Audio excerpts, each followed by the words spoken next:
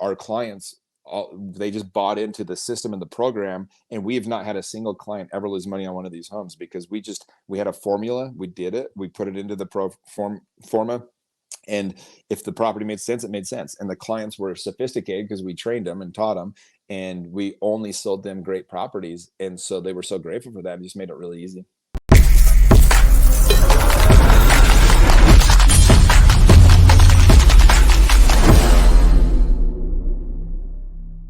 So what changed your mindset where you went from grinder, hustler to business owner, right? I think this is eventually an evolution everybody needs to make. There's a season of grinding. I'm starting to get out of that. I'm starting to do a pretty good job of getting out of that. I'm like starting to transition. It's been like a year or so transition from grinder to business owner, right? Yeah. But what in your mindset changed where you're like, wait a minute, I want to be making a ton of money, but there also has to be a way to do this where I'm not working insanely hard, just cold calling all day. What Yeah. changed? Well, I mean, a couple things. One is I got burned out, if I'm being honest. I just like, I can't keep doing this like this. I was burned out. And so I had to figure out another way to do it. And I took about 3 months off of, like, not off of real estate, but off the grind. And I went and coached high school baseball, went back to school. And I remember I had a meeting at the end of 2010 with my real estate coach, Bill Pipes. And this was kind of that pivotal moment. And I said, Bill, I got into this business to have fun, to meet people, to go to parties, to throw events. Like, all I'm doing is grinding for sell by owners. Like, this is exhausting. And I remember he said, he's like, he was a brilliant coach. He's the same guy that I met at the seminar. And he said, well, dude, let's just do what you want to do then. Let's figure out a way to do this the way that you want to. And I was like, well, how do I do that? And we just crafted out. He said, well, let's make a list of everyone you know that has money, and let's market to them. And let's make a list of people you know that have money, but you don't know them, and let's become friends with them. And that'll be our entire strategy. And to his credit, that's what we did. And so from that day forward, I just became obsessed with spoiling. It started with 100, then 200, then 500, and then 1,000 people that were my clients. And I would throw a party every month. I'd throw an event. I would, that's who I would call and try to sell investment properties to, and just became obsessed with just giving to this group of people, these friends. And that's when my business changed, and all of a sudden it took off again. My business became 100% referral based, augmented with social media. I got really good at that. And then it became really fun. And so the next 5, 6, 7 years were a blast. I mean, just selling houses like crazy, traveling the world, throwing a lot of parties and events. That's how I would bring my new clients in. And so got really good at doing all that, and it became really fun. So really interesting. So what you did was so you went from like cold calling for sale by owners, you started getting clients through the way that you wanted to be living life, parties, events, stuff like that. How do you do that? How do you get clients from an event? I know how to do it from cold calling. I actually don't have any idea how you do it from events in the Yeah, and so sales. this was how I kind of created this. I think, I mean, I've been doing this since 2010, throwing a party once a month. Here's what I did. Like, this month, I rented out the water park in town. Last month, I threw a giant firework event. It's funny, that event started out with 100 people. This year, we had over 10,000 people there.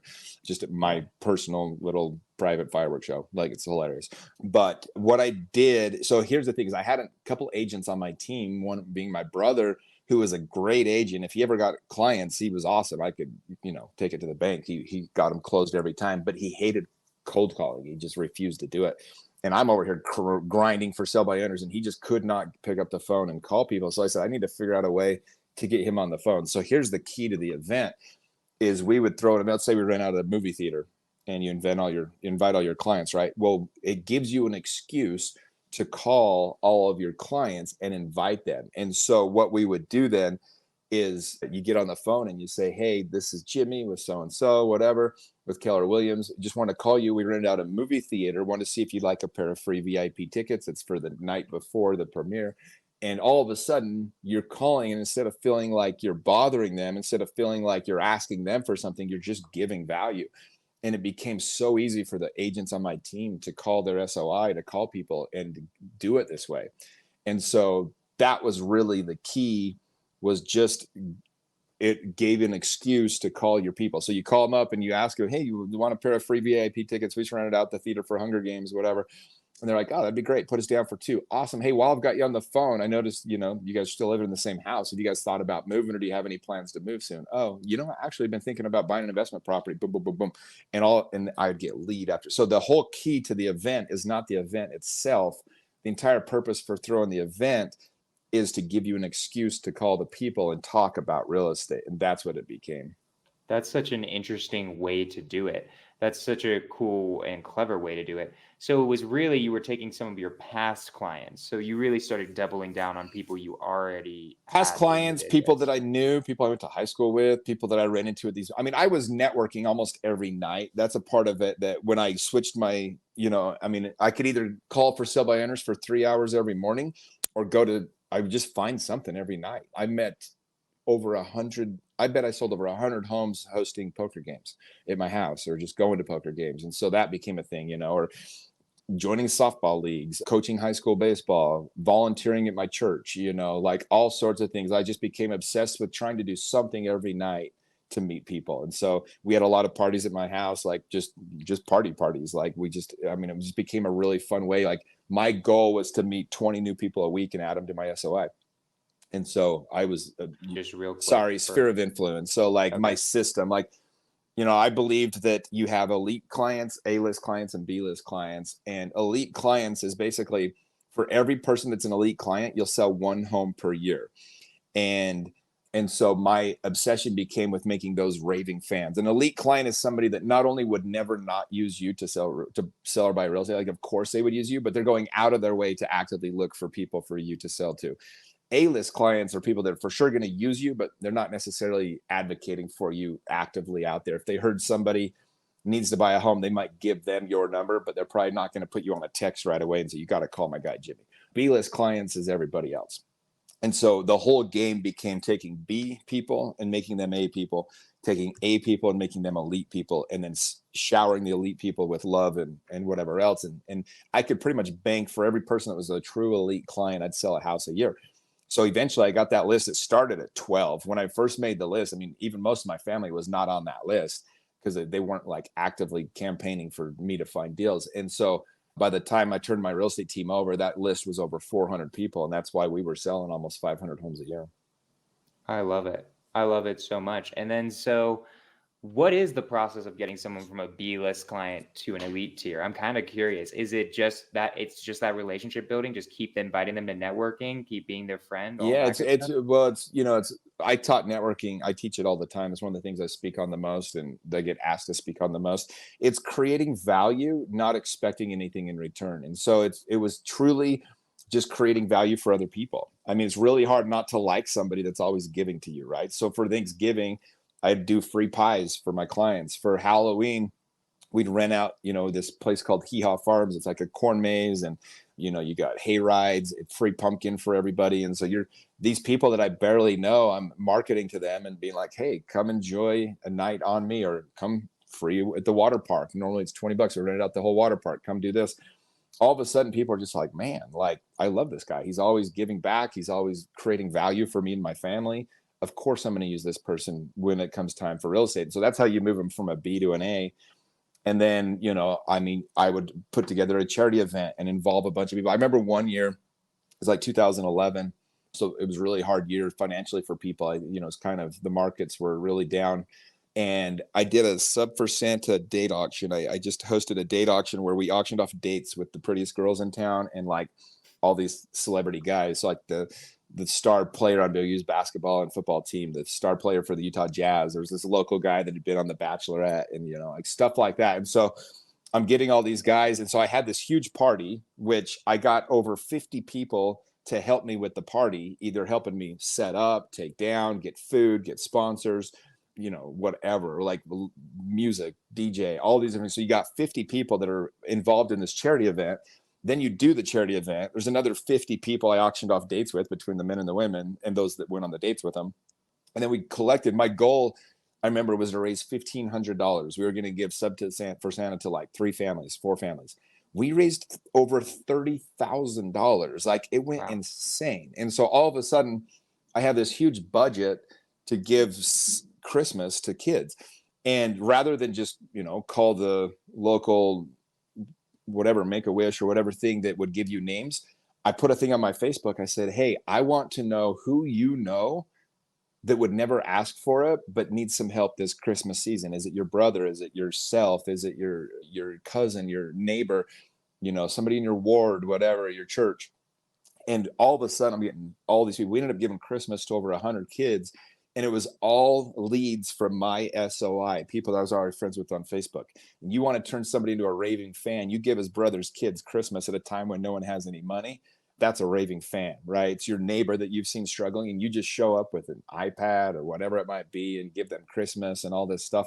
Like, you got a raving fan. And so I created hundreds of just deeper relationships. And by the way, people are serving together. I had so many people helping me buy the presents, find the people, wrap the presents, deliver the presents. I mean, I had over 100 volunteers at the whole organization of this entire thing. It took me the entire month of December because we raised so much damn money.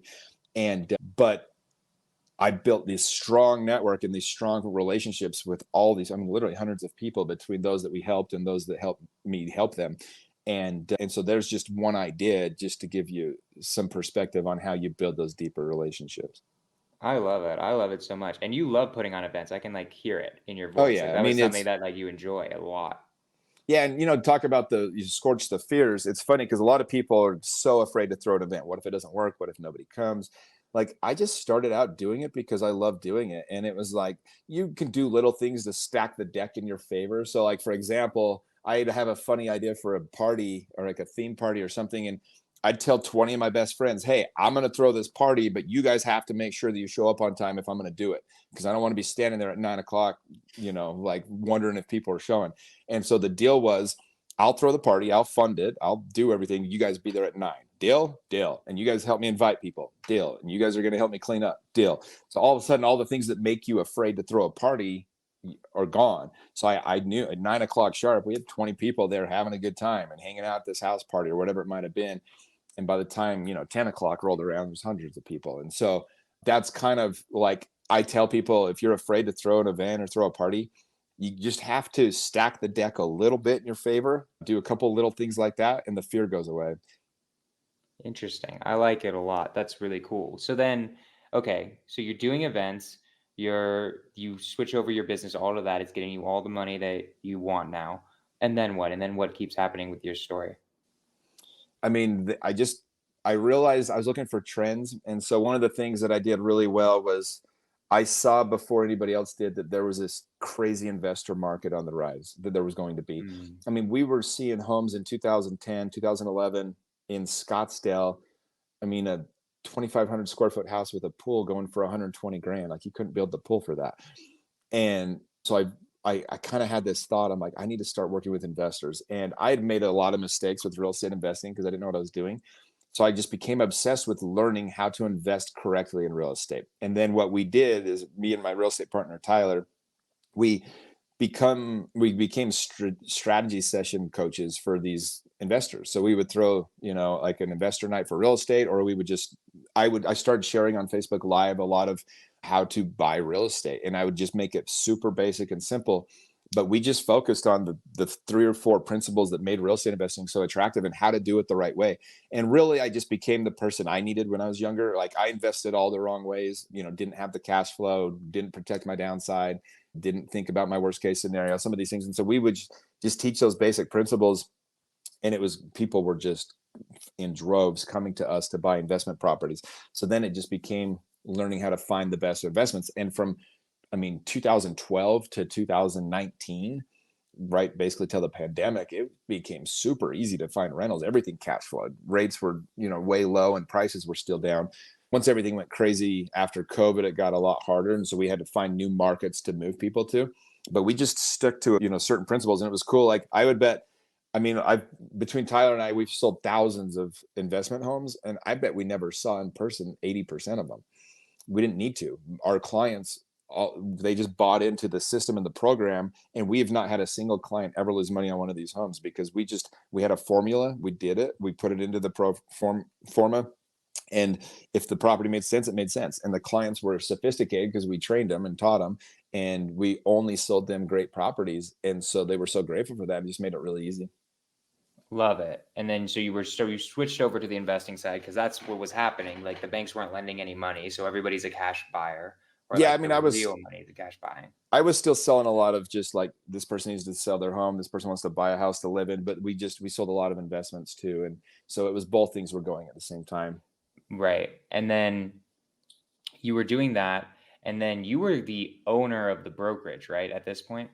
I never owned the brokerage. I just owned my team. I didn't want Okay, the gotcha. legal liabilities of owning a brokerage. I mean, there's really no Fair enough. upside to having a brokerage. And so, yeah, but I was, I actually was part owner of the brokerage for a while, which I sold. I didn't like that. I didn't like there's no money in owning a real estate brokerage, honestly, the way it's all set up. And so I sold that and just focused on my own team. Gotcha.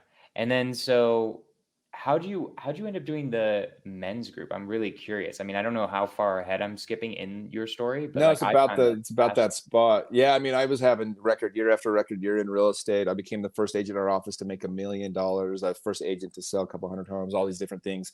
And it was on cruise control, man. I was traveling the world. I was just my life got super simple, and I could have kept doing that forever. 4 years ago in Utah, I sold the most expensive home ever in Utah. It was a $32.5 million house.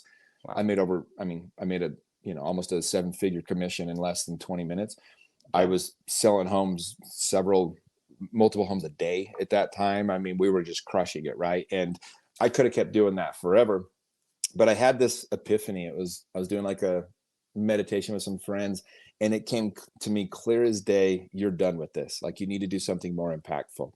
And at about that same time, a guy that sold for sell by owners in our area, he would use the same system I did. So I got to know him pretty good.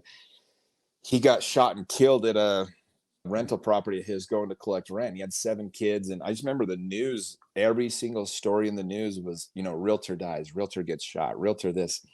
And I remember thinking to myself, man, if I die tomorrow and all I'm known as is a realtor, like, I mean, it's a great career, but like, God, that made me sad. I was like, I'm so much more Mhm. than that. And it set me down this path of knowing I needed to do something more. And so I started to play with different ideas. I would see what inspired me and see what my heart was calling me to do. Spent a lot of time trying to figure it out. But then also in that, I had my first book came out about that same time. It's called You End Up Where You're Heading: The Hidden Dangers of Living a Safe Life. And in the book, I really talk about taking the hero's journey and, like how you become the hero of your own story. And because of that, I had a lot of people reach out to me and be like, hey, I feel like I'm stuck in life. How do I get out of this place? Like, can you help me? And then I had a lot of people too saw that me and my friends, like, we're super tight. Like, I just have an amazing group of buddies that we're always doing cool shit together. And that was the other thing people would always say, like, where do I find a group of friends like you have?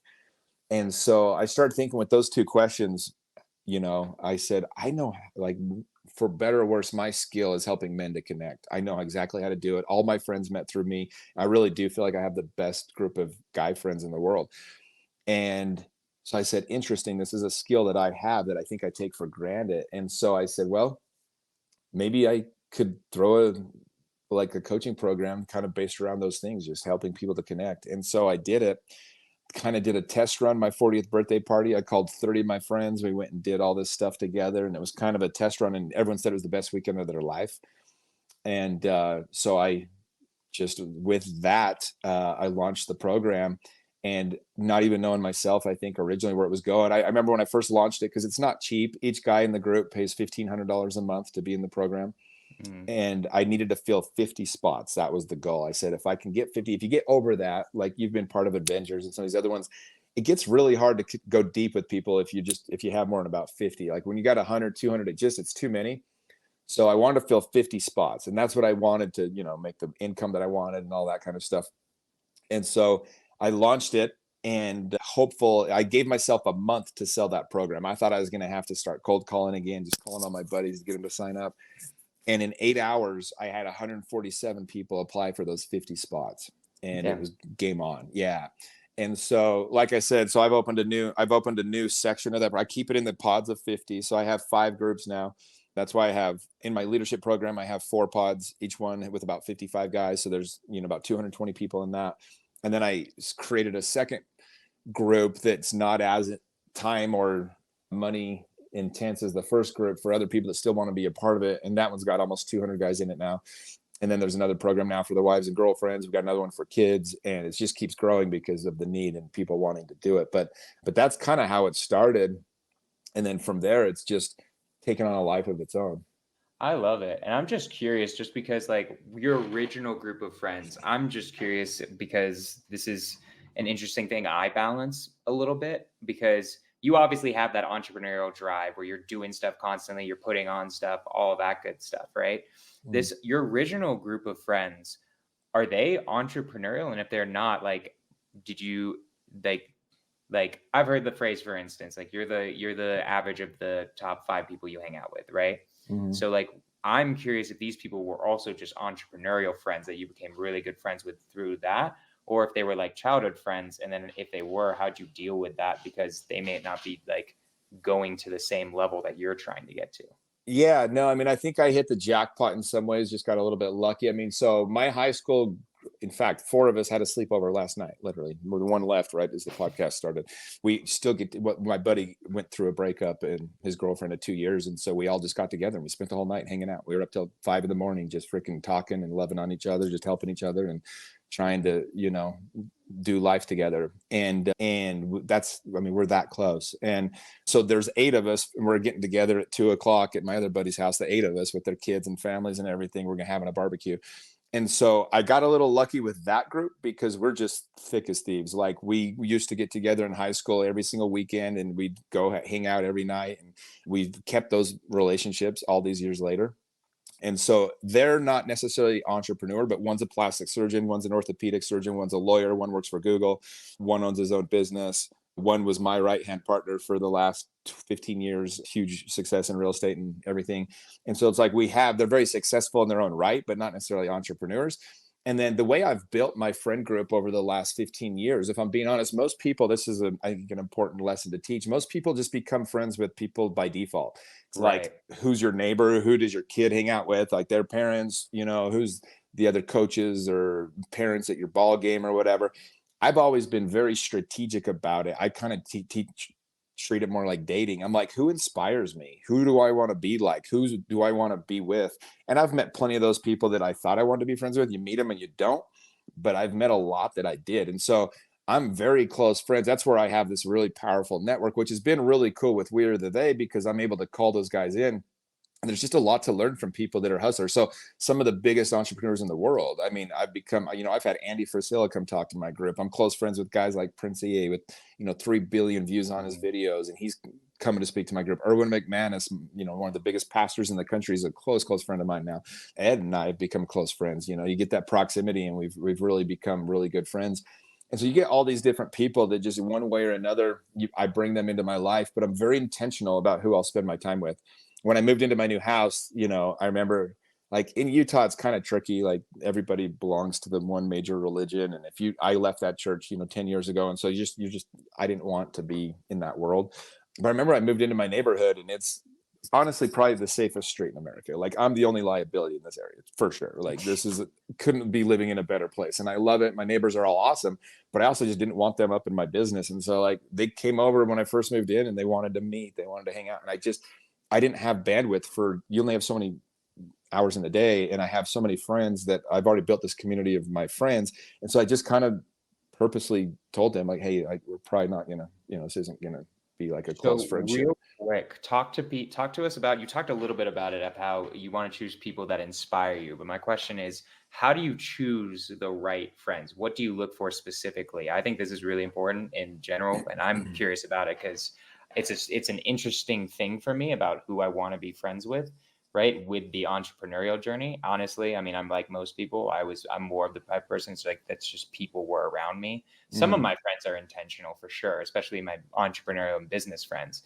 But it's interesting that you have so many friends that aren't in the entrepreneurial world and still you chose them. What's your criteria for choosing a friend? Yeah. And by the way, for every person that I reach up to, I try to reach out and help somebody else, right? I made a post on my Instagram yesterday. It was a conversation I had with this 28-year-old kid. He has no worldly success at this point, but he's a hustler. He's trying to get it right. So I help him, Again, if you want to add me on Instagram, by the way, and anybody listen to this, I answer any DMs that people send me. Mr. Jimmy Rex is my Instagram. Go give me an ad there, and I'm happy to Very help with chill, it. very, very, very humble. Easily was hit him up and was like, "You want to do this podcast?" He's like, "I'm immediately down." So he'll answer your guys' DMs. Yeah, no, I mean, because I'm that guy reaching out all the time, so I can appreciate when other people do. Now, if you're just being an idiot, I'm not going to answer your question. But if, as long as you come with an honest thing, it's like, I'll absolutely get back to you. So part of what I look for, though, you got to have three types of friends. You want people that you can mentor, people that mentor you, and then people that are on your level. And so when I say inspire, it's not because of what they've done, it's who they are. Like with my program, honestly, this is going to sound kind of funny, but one of the criteria to be one of my friends is you got to be a great dad. If you're a dad, you better be a damn good one. Like if you're a deadbeat in any way, you're not going to be in my world. Like that is a criteria to be a friend of mine. How do you treat the people in your life? And by the way, like there's this thing for me, it's full trust or none. Like if I can't completely trust you in a room alone with my girlfriend kind of thing, and I don't, like, you're just not going to be around.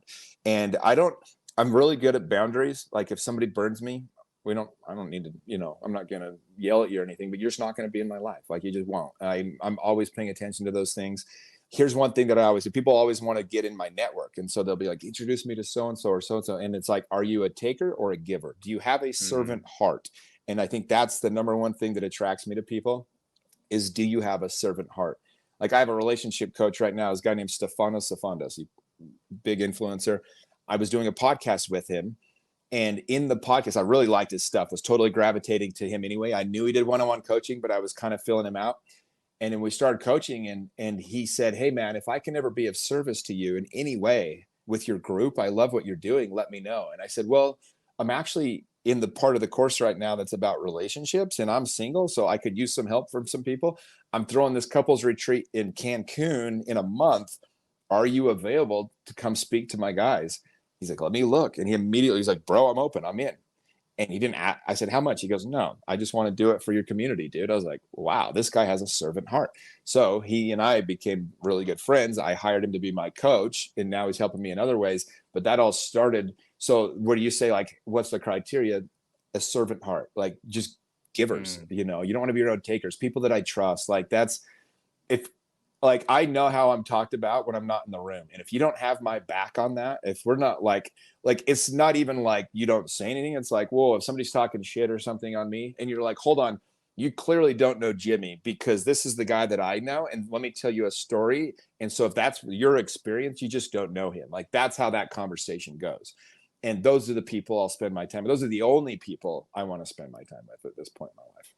I love it. That was a really good answer. So we're starting to get to the end of the podcast, but I do really want you to explain like the men's program and like what it means. I've been part of men's program growing up my entire life, but I feel like people don't know what that is. So is it literally like, when you say leadership training, like what are you doing all day? Is it just having fun? Is it actually also like trying to become like, I know it's trying to become a better man, but like in what ways, what do you do? Like what is the program?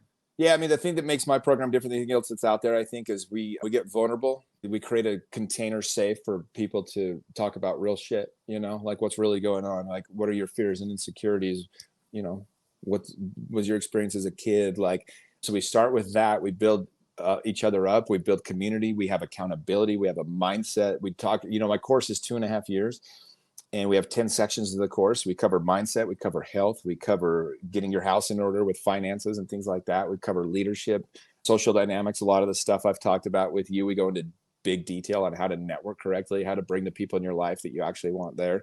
It's just an overall leadership course, how to be a great leader, how to be a great dad, how to be a great friend, how to be a great lover, all those things. And so, yeah, it's just overall just how to help people become the best version of themselves. And I do a lot of things. One of my theories in life is that we get stuck in life because, of fear. So to touch on like your name of this podcast. So I do a lot of things to help people break through that. And so we went and swam with tiger sharks in open water in the middle of the ocean, no cage, right? I just got back. I took 70 guys to run with the bulls in Spain. If you can face a freaking 1,800-pound bull racing at you in an alleyway, you can have a tough conversation with your kid that you don't want smoking marijuana, And, we jump off cliffs and we go do crazy stuff, but it's designed 2 reasons. We do a lot of activities. Once every 3 months, we get together for a couple of days in person. I throw these really fun weekends, but they're very deep as well. There's a lot of sharing and things like that. I bring in some big time speakers and everything. But the reason why is because I know how to go deep on a friendship, and you have to create these emotional experiences together, and that's how you do it. So that's why the bonds form so quickly of the friendship.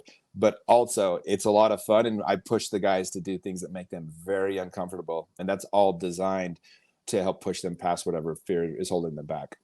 I love it. And then what would be your ideal candidate for someone to join the program? Like who would you want? What type of men do you want to Yeah, join the just program? any guy that's looking to up level in life. If you feel like you're stuck in life, or you feel like you want a better community, if you feel like you're, where do I find great men? Like that's what my community is all about. Like it's, if there's things that you've never been able to tell somebody before and it's holding you back, and it is, so many people feel like they're the only one going through something. They feel like they're alone. The truth is we're all going through different things. And once you get into a community where it's safe, the container safe to talk about it, then you can open up and really be seen for the first time. Like you'll go to war for those people. I love it. Awesome, man. Cool. Well, I usually end the podcast with this one question, which I really like asking, which is if you could go back to Jimmy right when he's starting in, let's say, entrepreneurship or real estate, whichever one like you think is more applicable to you, what would you tell that version of Jimmy, knowing everything that you know now? Yeah, I wouldn't tell it much because I wouldn't want to screw it up. I'd just let him figure it out. But one thing I'd say is buy real estate and never sell it, man. I sold way too many pieces of real estate I should have kept. Honestly, that's the only thing I'd say different is don't sell any of your real estate. I love it. That's awesome. Cool, man. So, how do people reach out to you? How do people like apply for the program or join the program or Yeah, so do go to my everything? Instagram and follow me there. That's where I share everything that I do. I'm speaking at a big event in September. We got, Gary V, Dave Goggins, myself, Ed Milet, Andy Frisell, all taking the stage together. It's gonna be a huge event. I post stuff like that. I post my podcast episodes every week. I post, I just had Manti Te'o on, the Notre Dame linebacker. I just had on this guy named Nick Yaris that was wrongfully in prison for 22 years. I just get interesting people every week. I post all that on my Instagram, and there's a link in my bio on Instagram that has all the links to my program and explains everything in detail. So that's where you can find me at. And yeah, man, reach out if this is calling to you, and let's talk. Let's get together. I love it. Awesome, man. Well, I appreciate you so much. Thank you so much for coming on the podcast. If you got somewhere to go, you can stay after for a little bit. I want to ask you a question also off the air too. But guys, thank you guys so much for coming on. This was Skorch the Fears with Jimmy Rex. Amazing guy, amazing time. That was a cool story. Appreciate you. And do you have any last words for the people? Consistency over time is what wins in life, guys. We think there's going to be this one thing that changes your life, and it's just doing the right thing over and over again. That's where you build a beautiful life. Love it. All right, guys. I will see you guys Thursday. We'll be back on our regular time. See y'all later. Let's freaking go.